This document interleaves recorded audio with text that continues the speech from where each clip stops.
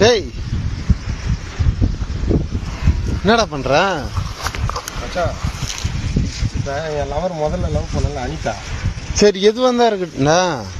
நீ போன திருப்பூர் ஈரோடு பூராமே நாசமா போச்சு, எல்லாம் ஃபேக்டரியா வந்துச்சு. அது நாசமா போல, கம்பெனி வந்து டெவலப் பண்றதுக்காக என்ன அங்கிருந்து அனுப்பிச்சிட்டாங்க. அதுக்கு ஏன்டா என் நிலத்துக்கு வர? நீ என் நிலத்துக்கு வந்தா உருப்படாதுடா. ஏன்டா இது மாதிரி பண்ற?